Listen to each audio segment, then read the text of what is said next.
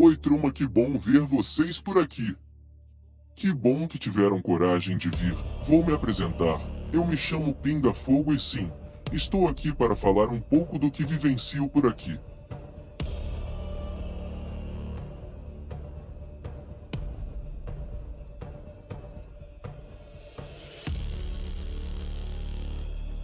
Agora vamos falar sobre algo praticamente desconhecido na Umbanda e que é uma chave para entender algumas questões daquilo que chamamos de ciência divina.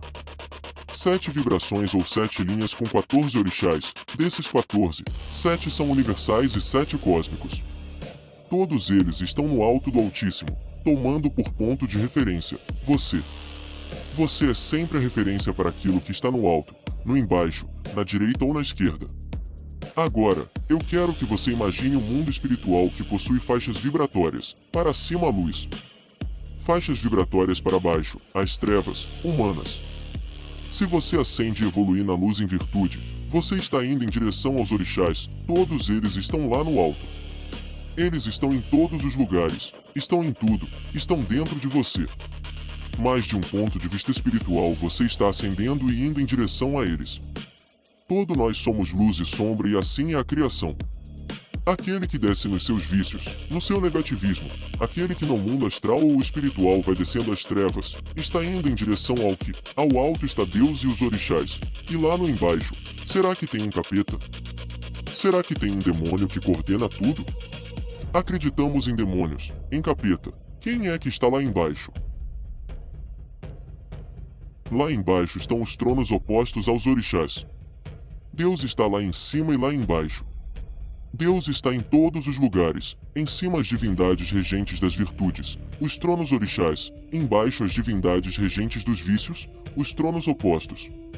Deus está no alto, no embaixo, na direita, na esquerda, à frente, atrás, Deus está dentro, em suas virtudes os orixás, nos seus vícios os tronos opostos.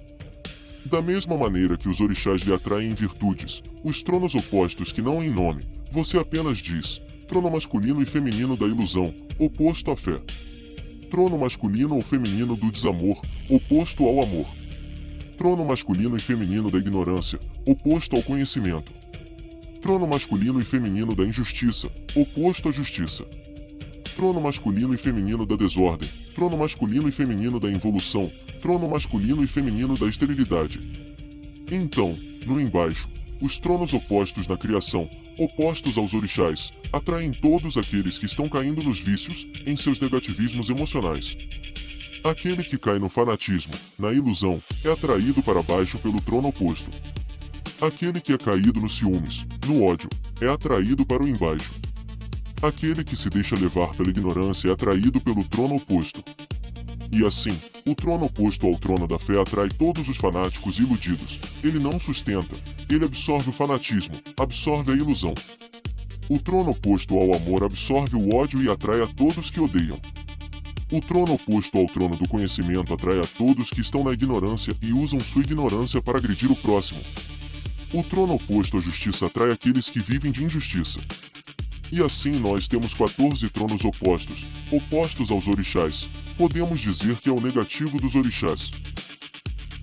Não há cultos a eles porque você não cultua o negativo do mistério, você cultua o positivo. Mas há uma função na criação, é como se fosse a sombra de Deus e o trono oposto não é um capeta, um demônio. Não existe capeta nem demônio, é Deus em cima e é Deus embaixo, porque se há trevas é porque há uma função. Existe uma função de ser das trevas, atrair a todos aqueles que estão caídos nos vícios para que lá os seus vícios, negativismos sejam depurados. Os tronos opostos são regentes e estão ligados ao instinto, aqueles espíritos que sobem e evoluem se mostram cada vez mais desapegados da matéria, se tornam sutis. Quanto mais evoluem no astral superior, menos apegados. Eles deixam de ser um corpo espiritual para se tornarem luz no alto. Aqueles que caem nas trevas são aqueles que estão cada vez mais apegados à matéria, apegados a sentimentos negativos. Da mesma forma que aqueles que evoluem não precisam mais de um corpo, aqueles que evoluem ou que caem, deixam de ter um corpo agradável ou harmonioso. No alto você tem consciência, razão, sabedoria, no embaixo o que reina é o instinto. Aquele que cai reage instintivamente na sua queda. Vemos a descrição de espíritos que passam a ter uma forma animalizada. Então, os tronos opostos ou os tronos do embaixo estão ligados ao instinto animal, aos animais. O trono oposto do amor está ligado, por exemplo, à serpente. Então, aquele que cai lá embaixo pode ter seu corpo deformado. Quanto mais ele se ligar ao trono oposto, ou ao trono do embaixo do amor, ele é envolvido pelo mistério da serpente, da cobra, e aí é que vem seres que têm uma forma animalizada no mistério da serpente. O trono oposto à evolução pega, entre outros, o cachorro. Você tem aqueles que caem nesse mistério e têm formas animalizadas próximas de um cachorro. O trono do conhecimento pega o mistério dos felinos, então aqueles que caem ali podem ter uma forma animalizada relacionada aos felinos. Não há uma catalogação de todos os tronos e todos os animais, mas um espírito que passa a ter uma forma animalizada está envolvido pelo mistério de um trono do embaixo, um trono oposto. Um trono regente dos instintos. Esses tronos atraem para o embaixo aquele que é o veneno para o semelhante, aquele que é a raiva para o semelhante, o perigo. Então ele passa a ter uma forma animalizada instintiva para ficar claro que ali tem alguém que caiu abaixo da quinta faixa vibratória, quando consideramos que há 7 faixas para baixo e 7 faixas para cima. Da quinta faixa vibratória para cima tudo é luz, não há mais corpo plasmado. Da quinta faixa vibratória para baixo tudo é deformidade, os corpos se deformam. Essa é a sabedoria e justiça do Criador. No embaixo os iguais se atraem e é um igual que pune o outro igual. Por que não há harmonia no embaixo, nas trevas, no inferno? Como você quiser chamar, nas faixas vibratórias negativas. Então é um querendo puxar o tapete do outro, querendo agredir o outro, enganar, acabar com a raça do outro. O choque entre os seres que estão ali, desse choque resulta a dor, da dor resulta o sofrimento. O trono oposto absorve o negativismo do ser até que ele se torne esgotado, exaurido, e ali na qualidade de sofredor, ele é resgatado para que possa subir outra vez. Vemos isso em alguns romances do Rubens. Isso fica muito visível no Guardião da Meia-Noite, no diálogo com o Executor, na saga do Cavaleiro da Estre Guia. Vemos isso no Guardião das Sete Portas, nos Guardiões da Lei Divina, em que lá um guardião desce lá embaixo. Em cada região do astral inferior há um mistério regente, há um guardião. Então, se lá embaixo há inteligências do mal, também há guardiões. Quem manda mesmo é um guardião. Esses guardiões são regentes de níveis, de domínios, onde seres caem para serem reformados, depurados. No Guardião da Meia-Noite há um diálogo belíssimo em que o guardião visitou o domínio do Guardião das Sete Portas e ele disse que é um vasto domínio. E ali ele está dizendo quanto ele serve o Criador. No livro Guardião das Sete Portas é relatado o domínio dele e o de outros em algumas outras literaturas do Rubens, como o Guardião da Estrela Divina. Ele entra em vários domínios e vai descrevendo o que ele vê. No livro Guardião das Sete Encruzilhadas, esse guardião desce nas trevas mais profundas e diz que ele vai ao embaixo até onde é suportável a um ser humano. E lá embaixo, no mais fundo, ele encontrou um ser que nós, não no sentido esotérico, nem no sentido místico, no sentido popular, aquilo que as pessoas dizem que deveria ser o Lúcifer. Está lá embaixo. E aquele que ele encontra, que todos pensam que é um capeta, um demônio, ele encontra o Lúcifer. O que ele vê sim é muito mais do esotérico e místico do portador da luz. Ele encontra um ser mistério que está sentado no trono oposto da fé, e esse ser mistério está conversando com Deus e lhe diz: "Por que, Senhor? Por que reservou a mim todos esses caídos? Eu que te amo, que te venero, que te adoro, tenho que ficar aqui embaixo tomando conta desses caídos enquanto meu irmão na luz está lá em cima." Isso é uma metáfora. Quando você lê um romance do Rubens Saraceni, entenda que algumas questões são metafóricas. Guardião da Meia-Noite está em uma assembleia sinistra e que os príncipes das trevas é uma cobra negra gigante. Uma vez conversando com o Rubens, ele disse assim: "Ale, quem escreve esse livro é o pai Benedito de Aruanda." E eu questionei ele e ele me disse que algumas coisas não tem como eu descrever. Então nós escrevemos da maneira que é possível vocês tentarem entender aquilo que não é compreensível. Então, algumas questões são metafóricas, alguns olhares, visões são metafóricas. É lógico que um ser Lúcifer é uma visão metafórica do que ele está vendo ali. Então, ele está descrevendo que lá embaixo há sim seres mistérios que estão a serviço de Deus e que assumem a responsabilidade daqueles que caem para fazer a sua depuração, para que eles voltem a subir outra vez. Há tronos opostos, há tronos do embaixo, há divindades que são opostas aos orixás e todos eles a serviço de Deus. Porque o trono oposto ao amor não gera o ódio, ele absorve o negativismo que quem ali cai. O trono oposto à fé absorve a ilusão dos iludidos e dessa maneira eles atraem os caídos assim como os orixás atraem os virtuosos e tudo isso está no plano da criação. Tudo tem a sua função. Pense nisso, esses são os tronos opostos.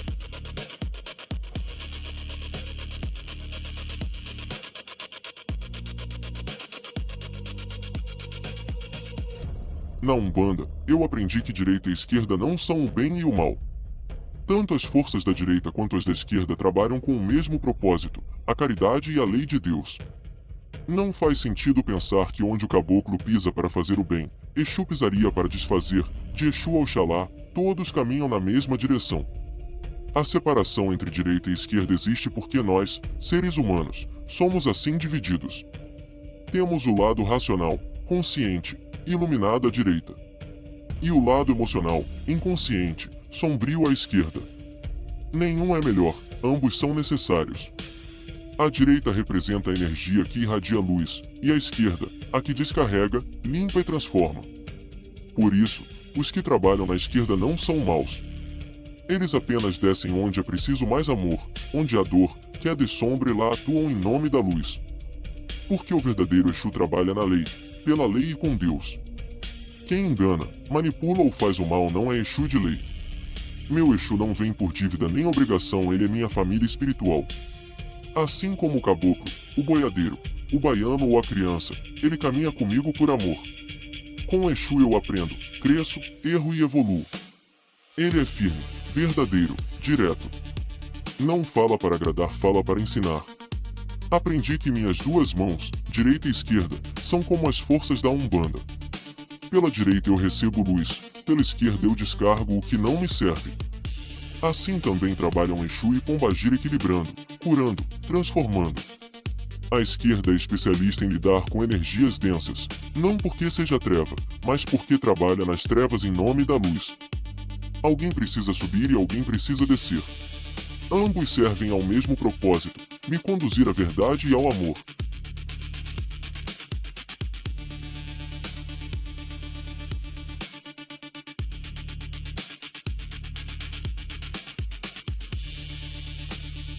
Divindade africana, Nagô-Yorubá, é o trono da vitalidade. Sendo um trono tripolar, ele vitaliza, desvitaliza ou neutraliza toda e qualquer ação. Orixá Exu tem origem Nagô, onde a divindade fálica age também no sentido do vigor físico e espiritual. Seu nome quer dizer esfera, mostrando ser uma divindade que atua em tudo e em todos os campos. Considerado o mensageiro dos outros orixás, Exu vitaliza ou desvitaliza qualquer um dos 7 sentidos, sendo muito evocado e muito atuante pela abrangência de seu mistério. Tridente, ferramenta de Exu na Umbanda, nunca teve conotação negativa, pelo contrário. O tridente sempre foi algo divino nas culturas pagãs anteriores ao cristianismo, por isso a cultura católica fez questão de pregar o inverso, para facilitar a conversão de seus fiéis e fazer com que esquecessem os mistérios a que tinham acesso direto. Agora o único acesso a qualquer mistério estaria na mão de um sacerdote católico. Podemos citar ainda os tridentes de Netuno, Poseidon e Shiva, entre outros. Esses tridentes mostram o valor divino concedido a eles, a trindade, o alto, o meio e o embaixo, céu, mar e terra, luz, sombra e trevas, pai, mãe e filho, etc. Na cultura católica, essa trindade perde toda a sua relação com o tridente e aparece apenas como Pai, Filho e Espírito Santo, deixando de lado o elemento feminino, tão importante, que se concentrará na figura de Maria, mãe de Jesus. Assim, Exu evoca seu mistério do vigor e o mistério tridente já tão deturpado em nossa cultura, mas de grande valor como mistério divino, pois traz em si poder de realização, desde que manifesto da forma correta. Exu, Hermes, Pan, Príapo, Dionísio, Min, Beis, Sete, Savitri, Loki, Baal, Shulpai, Shula, Kanamara Matsuri, Baco, Anzu.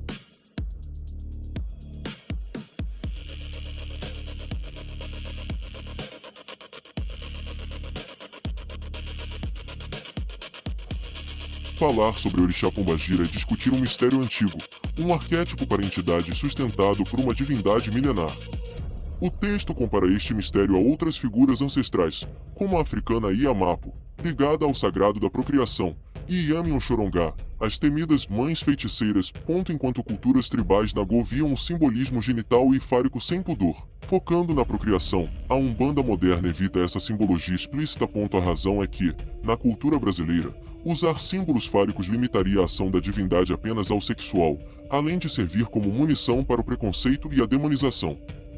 Por isso, na Umbanda, o símbolo de poder de Pombagira é o tridente. A tradição judaico-cristã historicamente deturpou e demonizou grandes deusas que trabalham com as paixões, a sexualidade e as sombras.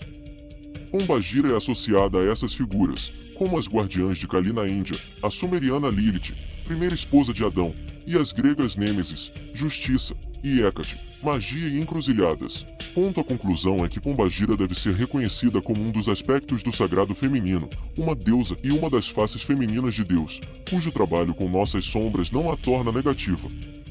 Nossos desejos, ambições, aspirações e prazer em criar, produzir e executar planos em nossas vidas faz parte da regência que essa orixá emana sobre nós.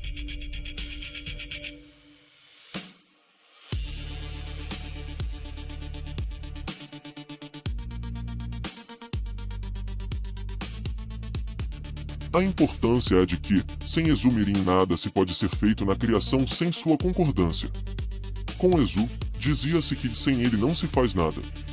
Já, com Exu-Mirim, sem ele nem fazer nada é possível. Exu-Mirim é o trono do desejo ou o fator desejador de Deus. Exu-Mirim é o desejo em sua forma mais pura e primal. É o desejo que move a vida, que faz o ser querer se movimentar e evoluir. Este orixá é o que sustenta a linha com o mesmo nome. Laroye.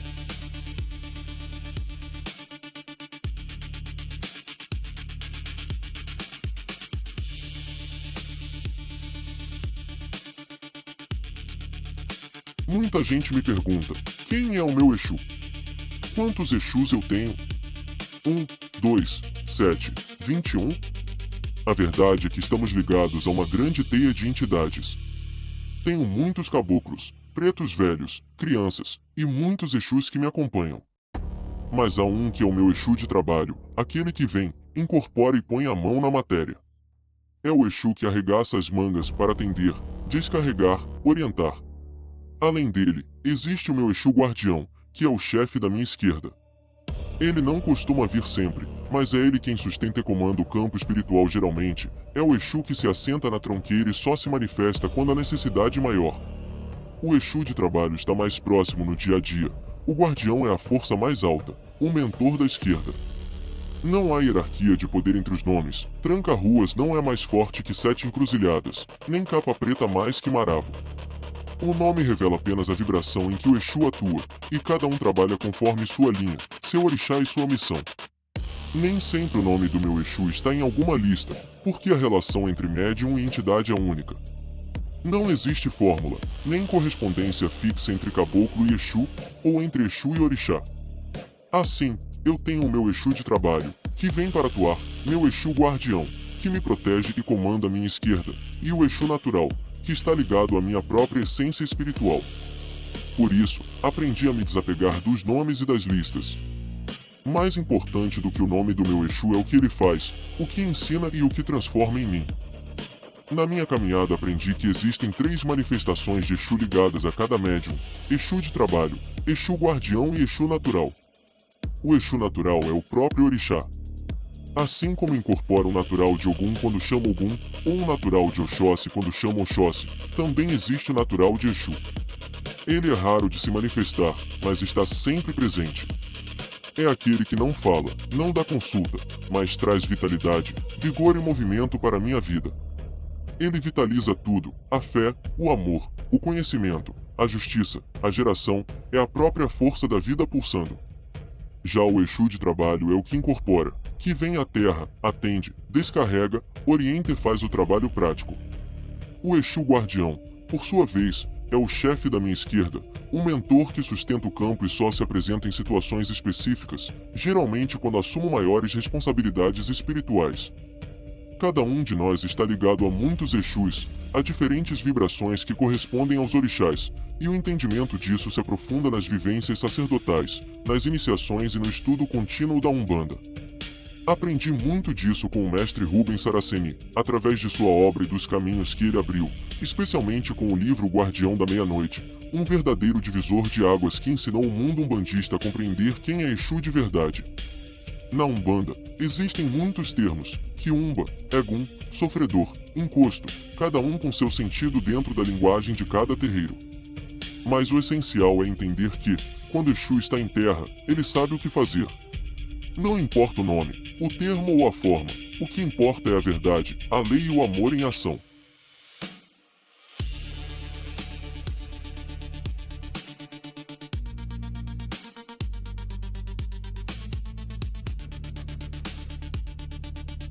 Na Umbanda, a pombagira é uma entidade feminina poderosa, originada do arquétipo da pombogira dos cultos angolanos, que foi assimilada no Brasil pelos povos africanos e tornou-se um dos pilares da esquerda espiritual inicialmente vista como lado feminino de Exu. Pombagira logo afirmou sua independência e força, simbolizando a mulher livre, sensual, corajosa e dona de si. Ela representa a libertação da feminilidade reprimida e confronta o machismo e o moralismo social, mostrando que a mulher pode ser dona do próprio corpo, desejos e caminhos. Com seu jeito provocante e irreverente, champanhe, batom vermelho e cigarrilha, rompeu padrões religiosos e sociais, acolhendo e ajudando pessoas com problemas afetivos, sexuais e emocionais. As pombagiras são vistas como grandes psicólogas espirituais, que compreendem as dores humanas e ajudam na cura de repressões e sofrimentos íntimos. Seus nomes são simbólicos e refletem diferentes aspectos de sua atuação, como Pombagira Maria Padilha, Pombagira das Sete Saias, Pombagira das Almas, Pombagira Dama da Noite, Pombagira Maria Mulambo, Pombagira dos Sete Véus, entre outras. Na Umbanda, elas não são espíritos de perdição, mas entidades evoluídas que trabalham com amor, firmeza e sabedoria, ajudando quem as procura com respeito. São as moças da rua, guardiãs do feminino e da liberdade interior. Salve as pombagiras, as senhoras da vida, da beleza e da liberdade. O arquétipo da pombagira representa a força, a liberdade e a sensualidade do feminino sagrado e empoderado. Ela desafia normas sociais, quebra tabus e inspira autoconhecimento, coragem e independência às mulheres e a todos que buscam se libertar de repressões internas. Ligada à vibração de Exu, atua com justiça, sabedoria e poder transformador, equilibrando energias e defendendo a verdade.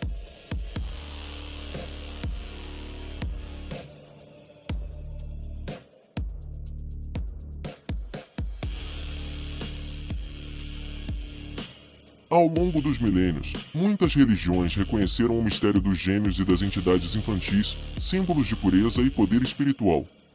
Na África e entre os povos indígenas brasileiros, essas figuras sempre estiveram presentes, e na Umbanda, elas se manifestam como os Exus Mirins e as Pombagiras Mirins, espíritos infantis que atuam no campo da esquerda. Essas crianças espirituais, muitas vezes incompreendidas, foram vistas como travessas ou desordeiras por seu comportamento irreverente, fumando, bebendo e reagindo com firmeza a quem as desrespeita. Por muito tempo, foram deixadas nas ruas espirituais, sem um lugar definido entre os orixás, até que Exu, o grande guardião, as acolheu em seus domínios, oferecendo-lhes abrigo e propósito. Mesmo assim, nas casas de Umbanda, os Exus Mirins costumam ser pouco compreendidos, chamados apenas para limpar energias negativas e raramente reconhecidos por sua verdadeira força e sabedoria. Muitas vezes, o comportamento exagerado de médiuns, brincadeiras, palavrões ou atitudes desrespeitosas durante as incorporações gerou uma imagem distorcida dessas entidades. Mas o verdadeiro Exu Mirim está muito além disso.